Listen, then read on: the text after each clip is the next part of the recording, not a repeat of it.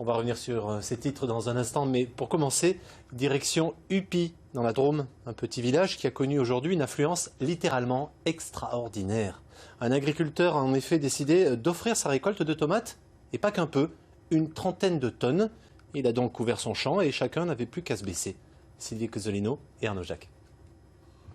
Le long de cette route de campagne, des voitures collées les unes aux autres.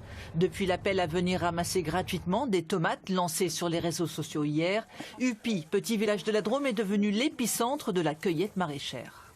2 kilos ça suffit, on est 4 et on est 2 couples avec des enfants, c'est largement suffisant pour nous. Alors vous les ramassez vertes? On peut les faire comme des cornichons, il y a un condiment, il paraît que c'est pas mal. Le producteur à l'origine de cette généreuse proposition n'en revient pas lui-même de son succès.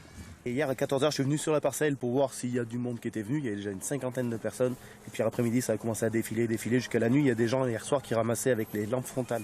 Les 30 tonnes de tomates de cette parcelle auraient dû être achetées par un industriel pour finir en coulis ou en sauce.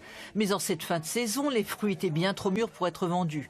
Pour le producteur, c'est un manque à gagner de 6 000 €, mais qu'à cela ne tienne. De toute façon, c'était de la perte pour moi. Je me suis dit, plutôt que de les gaspiller et de les enfuir, autant en faire profiter. Je voulais pas me mettre à faire de la vente. Vous êtes surpris par l'engouement finalement de l'afflux? Un grand succès, je suis super content parce qu'au final mes tomates ne sont pas gaspillées, il y a eu beaucoup de monde, ça a profité à beaucoup de monde, c'est génial.